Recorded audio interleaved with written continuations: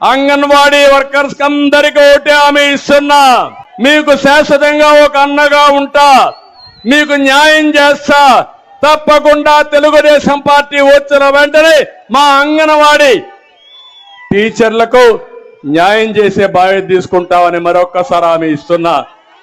మిమ్మల్ని ఉద్యోగాల నుంచి చేస్తాడంట, జీతం పెంచమంటే ఎస్మా పెట్టి నీ ఉద్యోగాన్ని డిస్మిస్ చేస్తాడంట. ఏమి భయపడక్కర్లా, మీరందరూ గట్టిగా ఉండండి. జగన్మోహన్ రెడ్డి గుండెల్లో రైళ్లు పరిగెత్తచ్చండి.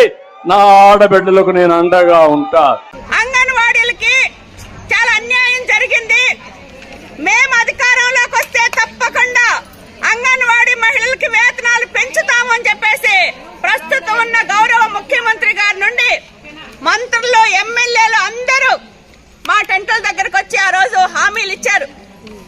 ఆ రోజు సమ్మె ముగింపు సందర్భంగా 2024 జూలై నుండి అంగన్వాడీలకి వేతనాలు పెంచుతామని చెప్పేసి రాతపూర్వకంగా గ్రూప్ ఆఫ్ మంత్రులు, ఐసిడిఎస్ ఉన్నతాధికారుల సమక్షంలో ఈరోజు మినిట్స్ కాపీ ఉంది.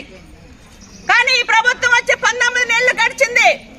19 నెలల్లో కనీసం ఒక్కసారైనా అంగన్వాడీ వేతనాల గురించి మాట్లాడి చర్చించి ఈరోజు అది కాదు ఇది ఇస్తామనే పరిస్థితిలో ఈ ప్రభుత్వం వ్యవహారం లేదు.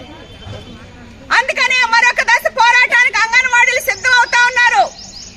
ఫిబ్రవరి 23వ తారీఖు నుండి మొత్తం రాష్ట్ర వ్యాప్తంగా 257 ప్రాజెక్టుల్లో రిలే నిరాహార దీక్షలు జరుగుతా ఉన్నాయి. చాలా శాంతియుతంగా నిరాహార దీక్షలు చేస్తా ఉన్నాం. అందుకనే ప్రభుత్వం నిన్న మంత్రి గారు పిలిచారు కదా, వేతనాల గురించి మాట్లాడతారని చెప్పేసి అంగన్వాడీ యూనియన్ ప్రతినిధులు చాలా ఆశతోటి నిన్న మంత్రి గారి దగ్గరికి వెళ్ళాం.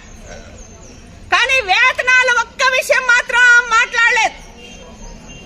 వేతనాల విషయం మాట్లాడకుండా గతంలో మేము మట్టి ఖర్చులు ఇచ్చాం కదా, గ్రాట్యుటీ ఇచ్చాం కదా, మినీలు ఇచ్చాం కదా అని చెప్పేసి చెప్తా ఉన్నారు.